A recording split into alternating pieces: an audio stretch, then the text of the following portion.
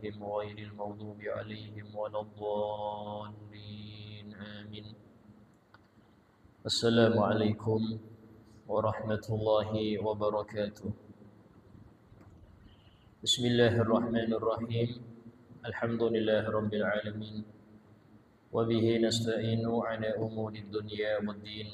أشهد أن لا إله إلا الله وحده لا شريك له، وأشهد أن سيدنا محمدا عبده ورسوله لا نبي بعده.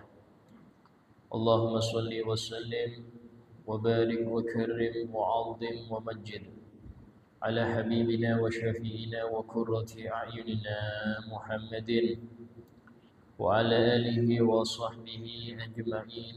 سبحانك لا علم لنا إلا ما علمتنا إنك أنت العليم الحكيم.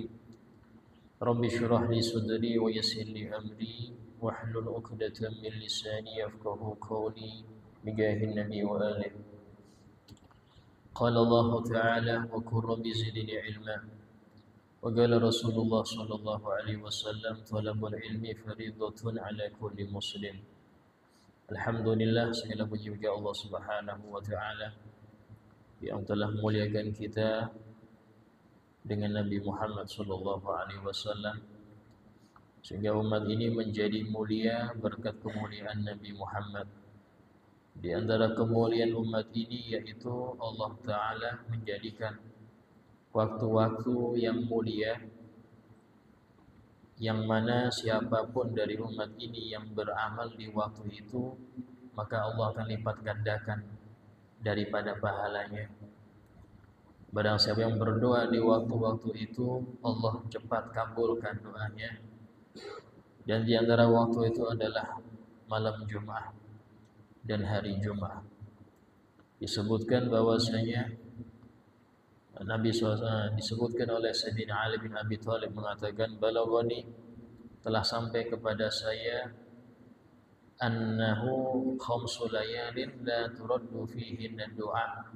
Ada 5 malam yang tidak tertolak doa yang dipanjatkan di 5 malam itu, yaitu malam Lailatul Qadar, malam Qadar, kemudian malam nisfu Sya'ban, malam nisfu Sya'ban, kemudian malam Idul Fitri, malam Idul Adha, dan malam Jumat. Ya, untuk keempat malam yang pertama itu setahun sekali kita dapat. Ya, dan persiapan kita sangat besar di malam itu, malam-malam tersebut. Tapi ada yang nomor 5 setiap minggu kita dapat, yaitu malam Jumat. Kan tetapi saking seringnya sampai banyak yang lalai. Saking seringnya malam itu datang kepada kita, akhirnya biasa, kayak malam biasa. Padahal itu malam yang disebutkan termasuk 5 malam yang tidak tertolak doa yang dipanjatkan di malam itu. Sehingga dalam hal ini, ya, termasuk malam yang disebutkan oleh Nabi Lailatul Gharra, malam yang cemerlang. Sehingga disebutkan di malam ini dianjurkan memperbanyak sholawat kepada Nabi Muhammad SAW. Malam membaca surah Kahfi, malam membaca surah Dukhan, malam membaca Yasin dan lain sebagainya di malam Jumat.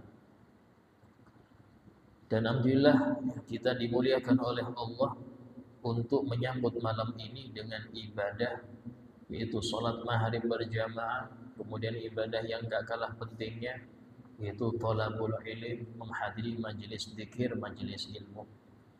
Yang mana majelis yang seperti inilah yang disebutkan oleh Nabi sebagai kebun surga. Enggak cuma disebutkan, tapi Nabi nyuruh untuk mampir. Nabi bersabda, idza marartum biryadil jannah farta'u. Kalau kalian wahai sahabatku melewati kebun surga, maka singgahlah. Sayang cuma dilewati aja. Wa ma riyadul jannah ya Rasulullah. Apa yang dimaksud kebun surga wahai Rasul? Karena sahabat ngerti kebun surga cuma di akhirat. Tapi ketika Nabi mengatakan ada kebun surga di dunia, maka mereka terheran-heran dan bertanya, apa kebun surga itu wahai Rasul? Qala hilaqud dzikir, majelis-majelis yang di situ Allah diingat. Yang di situ Allah diingat, dosa diingat sehingga istighfar, hajat diingat sehingga dia meminta hajat kepada Allah.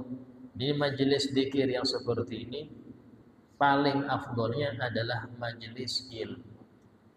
Karena dengan ilmu itulah orang tahu fadilah zikir, orang tahu fadilah sholawat, orang tahu fadilah untuk menghidupkan waktu antara maghrib isya, orang tahu berada ketika di malam-malam mulia dan lain sebagainya.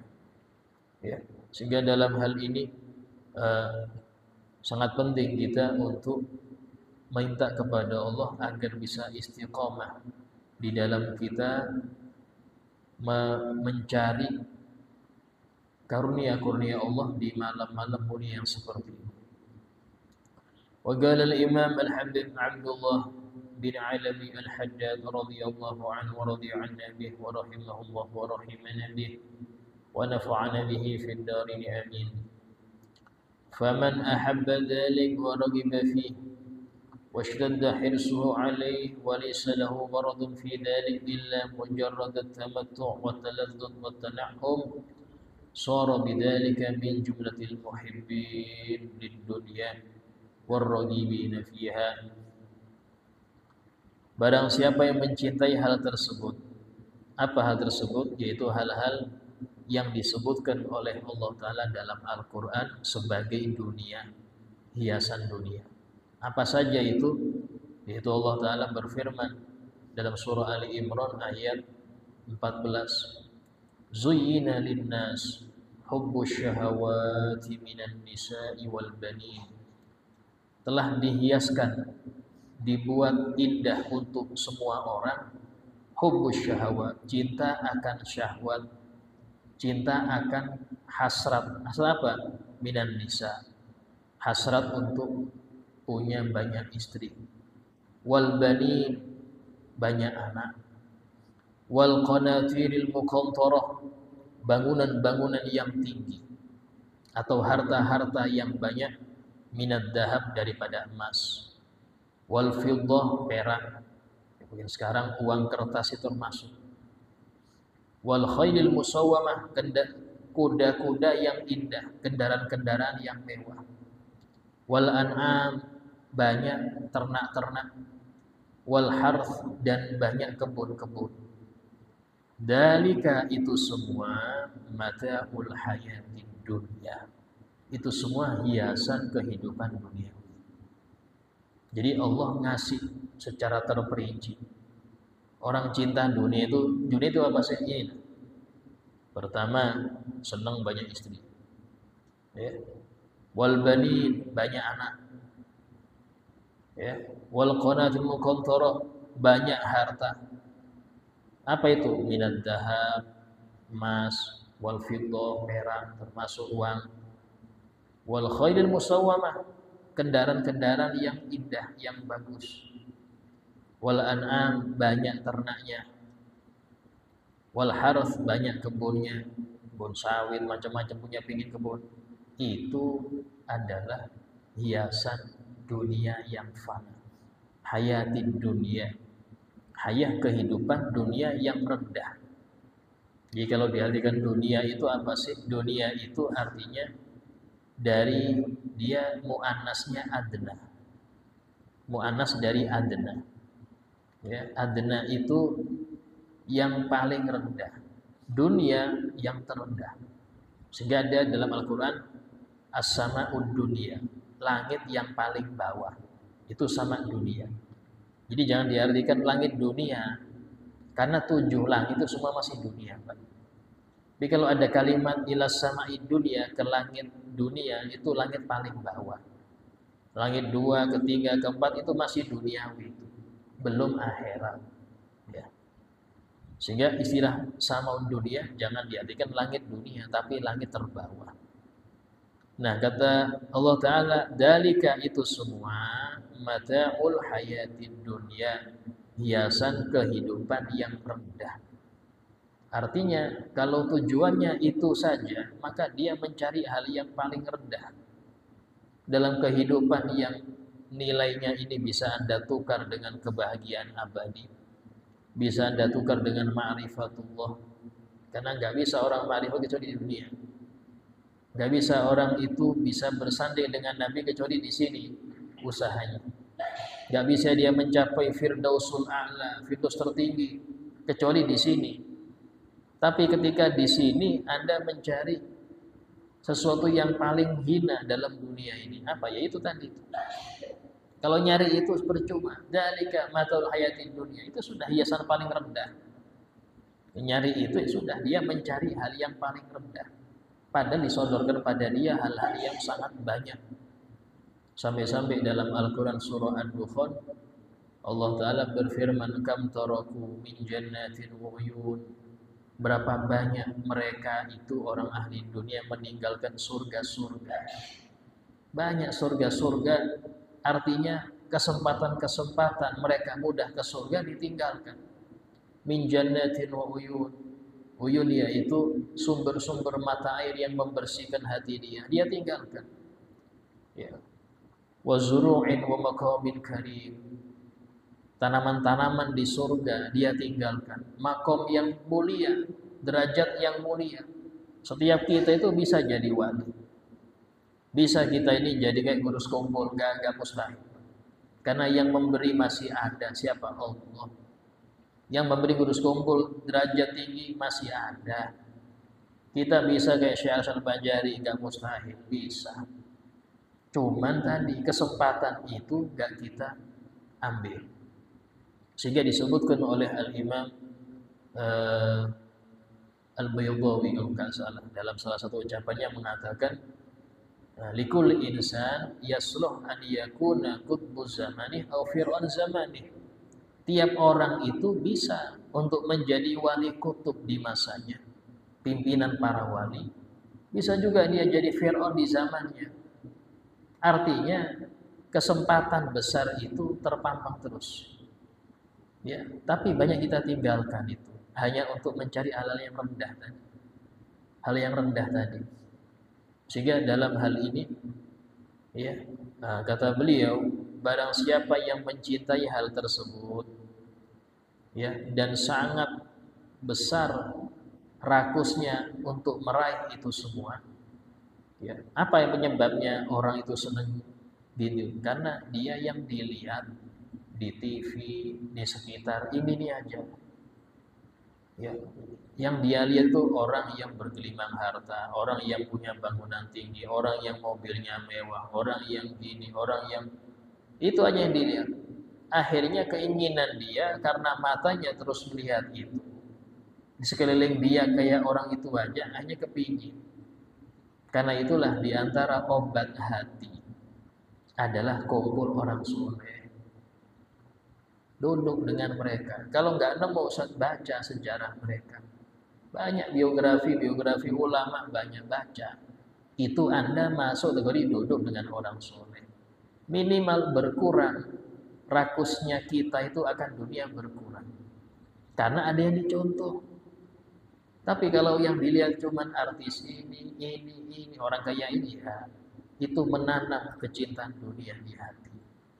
Karena yang dilihat, yang didengar mereka aja. Sementara ya kita di HP kita itu, HP ini, ya, ini Anda mau buka sejarah orang soleh banyak. Nggak sulit sampai di YouTube tulis saja biografi Syekh ini nemu hampir. Tapi maksudnya dibuka drakor terus. Yang dibuka kabar artis ini, artis itu, ya jadi nggak beres. Ini bisa menjadi Anda jadi paling baik bisa, paling bejat juga bisa.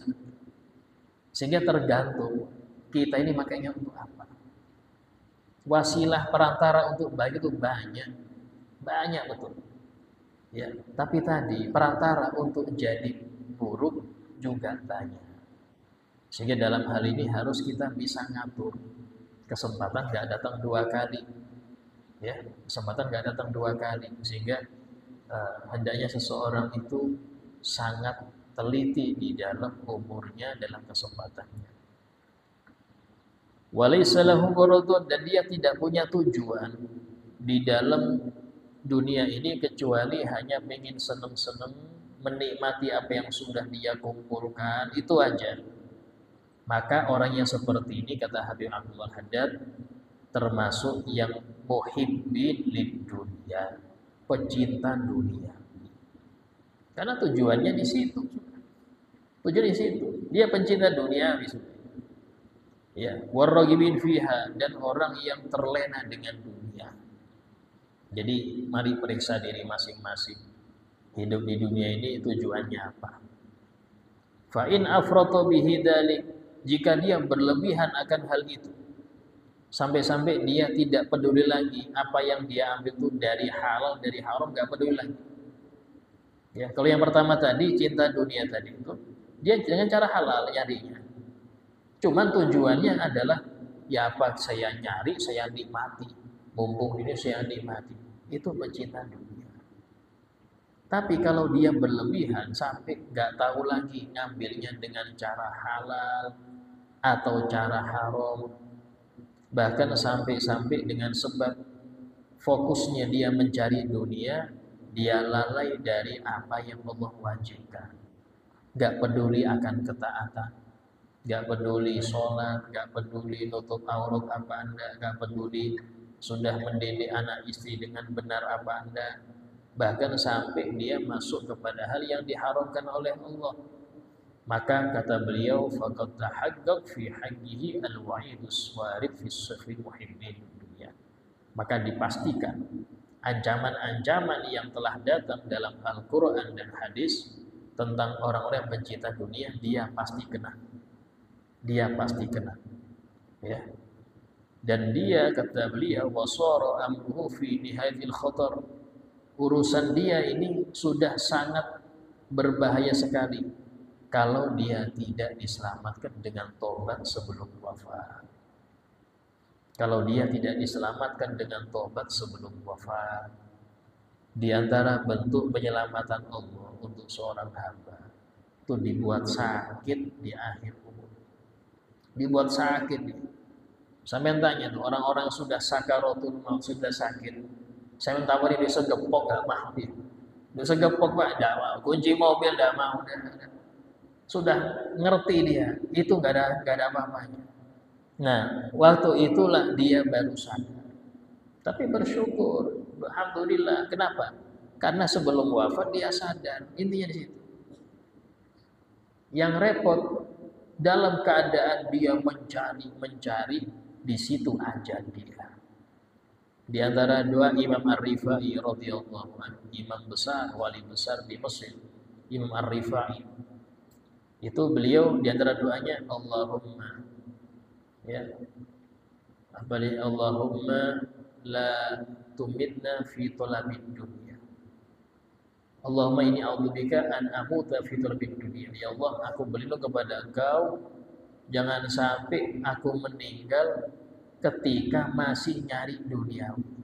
Masih ngejar dunia meninggal, jangan sampai. Itu doa beliau.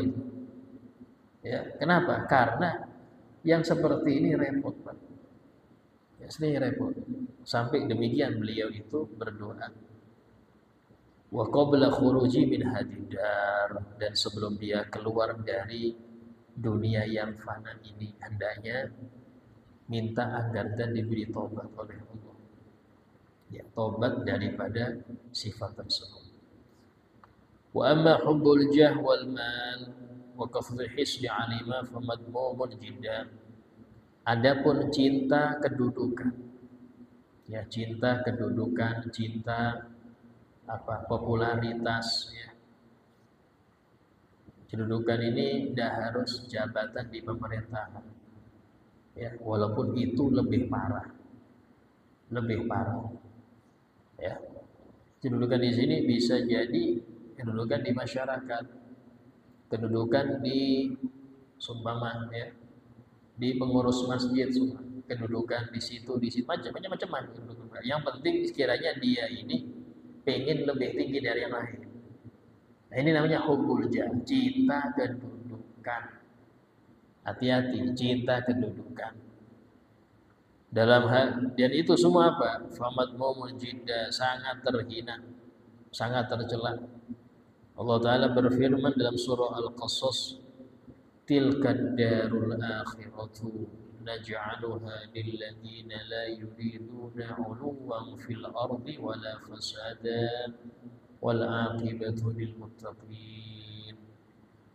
Itulah kampung akhirat, yaitu surga yang abadi, yang kami akan menjadikan kampung akhirat itu, kami akan memberikan surga itu untuk orang-orang yang gak ingin ketinggian di bumi, gak pengen tinggi di bumi, gak pengen.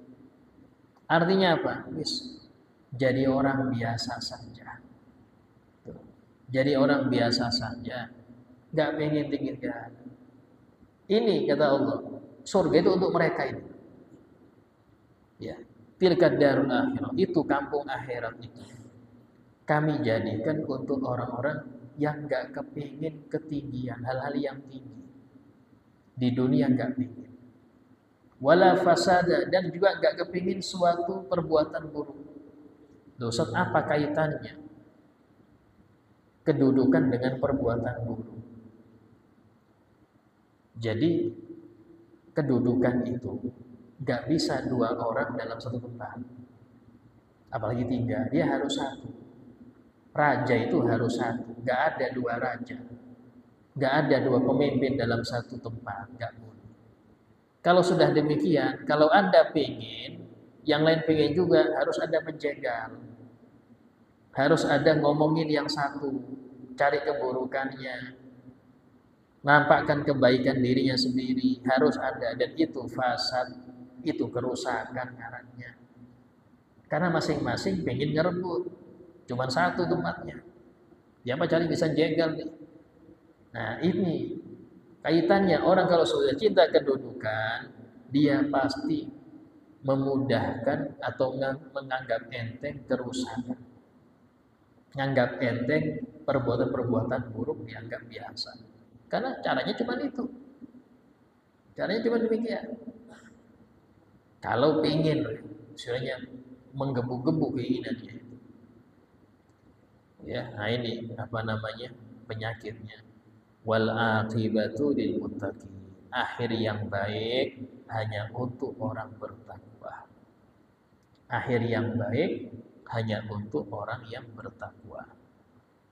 Artinya gini, pernah suatu kali ada seorang sahabat datang ke Nabi waktu mau Nabi itu waktu itu pengen apa, mau ada peperangan. Datang ini sahabat bilang, ya Rasulullah, beri aku panji, aku ingin memimpin pasukan. Apa kata Nabi? La tatubil imarah, jangan kamu ngebet minta kepemimpinan. La tatubil imarah, jangan kamu ngebet kepingin minta kepemimpinan. Fa in u'titaha an mas'alatin, kalau engkau diberi kepemimpinan itu, diberi engkau jabatan itu karena engkau minta, wukilta ilaiha, kamu akan dipasrahkan kepada hal itu. Artinya gak ditolong kau oleh Allah. Kamu minta, ya sudah, ambil itu dengan kerepotannya, dengan kesulitannya, dengan sumpeknya, ambil itu. Tapi wa in u'titaha min ghairi mas'alatin, kalau engkau diberi kepemimpinan itu, diberi jabatan itu tanpa kamu minta, tanpa kamu nyari, atau orang-orang sepakat untuk mengangkat Anda tanpa ada keinginan di hati Anda, u'inta alaiha, kamu akan ditolong oleh Allah untuk mengurus itu. Dan ini semua, bukan cuma urusan pemimpin, masalah RT, desa, enggak, semuanya. Ya, selama kita ini tidak ada keinginan, tapi kita disuruh, dipilih, maka akan dibantu oleh Allah. Tapi kalau ada keinginan dari kita, apalagi naudzubillah sampai menampakkan dengan ngejar, dengan ini, dengan membayar macam-macam, oh dia akan kerepotan sendiri. Di dunia repot, di akhirat lebih repot lagi, ya. Nah itu hadis Nabi yang jarang diungkapkan, jarang dibaca itu. Wa qala ta'ala ya ayyuhalladzina amanu la tulhikum amwalukum wa la auladukum 'an dzikrillah faman yaf'al dzalika fa ulaika humul khasirun. Surah Al-Munafiqun.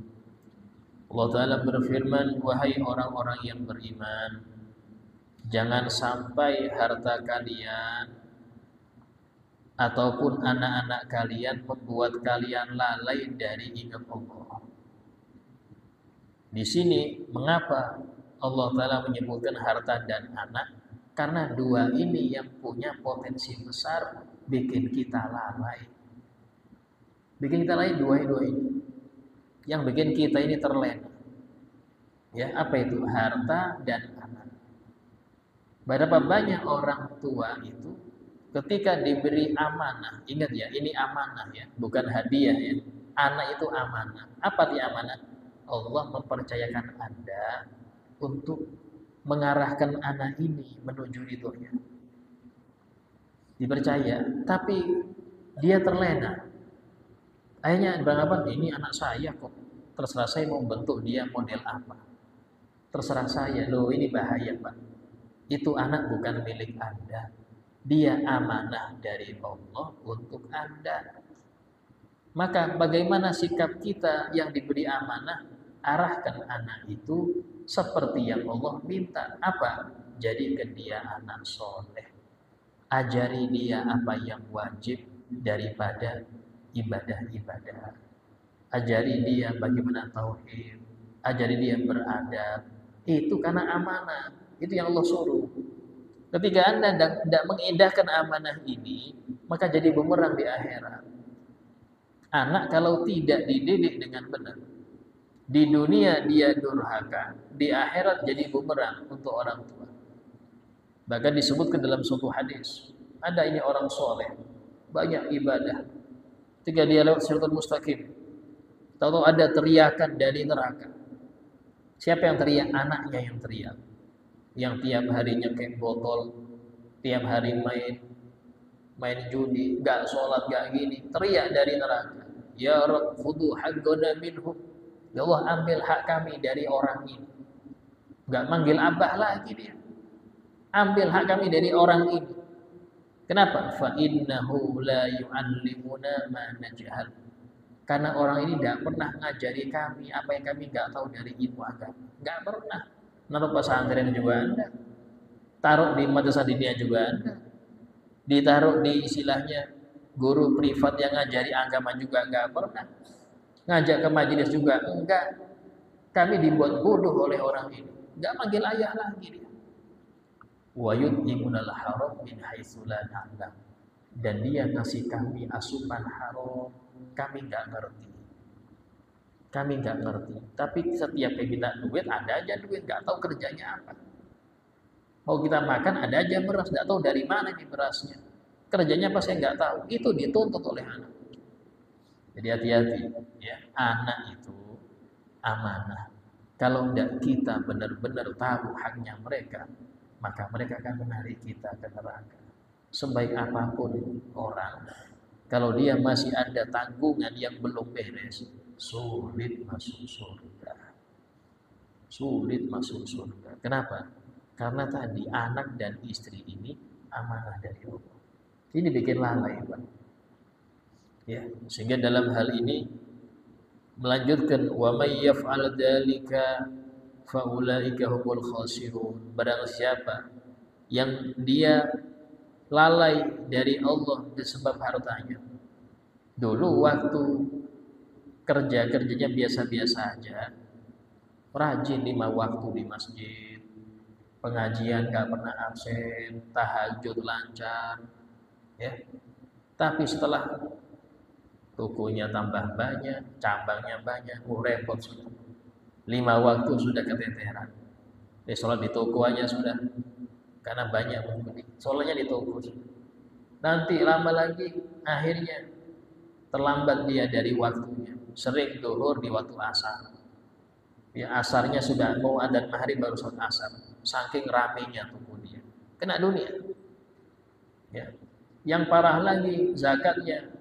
Dulu mungkin berangan-angan nanti insya Allah kalau saya kaya saya akan rajin zakat. Tapi setelah lihat zakat saya kok banyak betul nih, kebanyakan kayak gini, akhirnya dikurangi, ya akhirnya dia merasa sudah bayar pajak, ngapain zakat lagi, kan sama-sama wajib, nggak zakat dia akhirnya. Berapa dosa dia? Ini gara-gara terlalaikan oleh harta. Banyak orang beranggapan yang penting banyak sedekah, zakat nggak wajib lagi. Beda Pak, zakat itu wajib, sedekah itu sunnah. Itu sama seperti orang yang penting kan sering sholat tahajud, Ustaz. Walaupun gak subuh tidak apa-apa, yang penting sering tahajud. Udah bisa, subuh wajib, tahajud sunnah. Ya, jadi jangan Anda samakan ketika Anda banyak nyantunin orang, bantu masjid, bantu ini, tapi nggak zakat, dosa tetap ada. Karena zakat wajib, sedekah sunnah. Disebutkan lagi waqala alaihi wasallam, bersabda Nabi Muhammad SAW, ya, innallaha yuhibbu min ibadihi al-abqiya al-akhfiya al-abriya. Sesungguhnya Allah mencintai hambanya itu al-atqiya yang bertakwa, al-akhfiya yang tersembunyi, gak mau tersohor. Dia punya ketakwaan itu yang paling bernilai pada dirinya, sehingga dia nggak mau menampakkannya. Yang paling berharga pada diri Anda itu iman Anda, ibadah Anda. Jangan Anda tampakkan ke orang lain. Semana Anda punya harta, anggap punya permata yang besar, nggak mungkin Anda tampilkan ke orang, Anda simpan itu. Karena paling berharga yang Anda punya itu. Sama ketika Anda memiliki ibadah dan itu yang paling berharga, maka jangan tampakkan ke orang. Allah mencintai dari hambanya itu yang bertakwa, kemudian al-akhfiyah yang tersembunyi, gak kepingin sohor, gak kepingin orang tahu keadaan dia. Al-abriya yang gak pernah dolimin orang. Al-abri ini yang gak pernah ada sangkut paut dengan makhluk yang lain. Ya, kadang ada orang ahli ibadah tapi seneng ganggu orang, ngomongin, nyakitin, macam-macam. Tidak, al-abriyah gak pernah ada sangkut paut urusan dengan orang. Ya, dari ini disebutkan bahwasanya orang yang punya sifat biasa-biasa saja, gak mau ketinggian. Sebab kalau orang sudah pengen kita kedudukan, pasti dia pengen dikenal baik, agar orang tahu, agar orang mengangkat dia, dan itu menunjukkan dia pengen pamer, dia sudah dapat, ya. Sehingga disebutkan barang siapa yang besar keinginannya untuk mendapatkan kedudukan, ya, dan mendapatkan keagungan di hati setiap orang, pengen di hati orang itu cuma ada dia satu-satunya, ya. Dan ini penyakit ini Pak, nggak cuma masuk ke orang jahil. Kadang orang ahli ibadah kena penyakit ini, yang alim pun kena penyakit ini kalau dia nggak bisa ngobatin batin. Kalau dia nggak ngobatin batinnya, yang alim pun kena seperti ini. Apa itu? Pengen orang dia satu-satunya yang dikenal, ya. Ini penyakit bahaya. Maka kalau seperti itu dia akan melakukan banyak perkara-perkara yang buruk. Apa itu? Sombong. Karena merasa diri paling baik. Mau nggak mau dia merendahkan yang lain. Dia akan sombong. Ria, pasti dia ria. Kenapa? Karena biar orang tahu dia baik, sehingga dia menampakkan kebaikannya. Ya, tazayyun wa tasannu, berhias untuk orang, ya, menampakkan kebaikan depan orang. Wa tarku tawadhu lil haq, dia tidak mau tawadhu, enggak mau dia tawadhu, ya. Nah, enggak mau dia tawadhu. Dan enggak senang khumul, enggak senang menyembunyikan amal. Dan khumul itu sifat orang bertakwa. Khumul yaitu menyembunyikan diri, tidak senang popularitas, itu masuk ciri-ciri yang bertakwa. Dalam suatu hadis Nabi SAW bersabda, "Rubba ash'ath aghbar di timurain la yubaluh, law aksama 'ala Allah la abarrah." Berapa banyak orang yang rambutnya awut-awutan, bajunya compang-camping, berdebu, dia punya wajah berdebu, punya pakaian cuma satu setel aja, nggak diperhatikan orang. Lau aksama Allah la abarrah, tapi kalau dia minta kepada Allah pasti Allah kabulkan. Kenapa? Yang Allah lihat hatinya. Orang pinggiran, jadi pedulikan orang. Kalau ada acara jarang diundang, datang pun gak diperhatikan. Kalau dia ada acara jarang yang hadir. Kalau meninggal sedikit yang nangisin, karena gak dikenal orang. Tapi yang seperti ini biasanya paku-paku bumi, yang bikin balak gak turun orang seperti itu. Ya, gak penting tampil, gak penting, tapi masya Allah tinggi di sisi Allah Taala. Ya. Dan itu bukan sedikit, banyak dari mereka yang demikian. Insya Allah kita lanjutkan daripada kajian kita tentang penyakit-penyakit hati serta akhlak-akhlak tercela, dan semoga kita dijauhkan dari semua sifat ini. Amin ya rabbal alamin.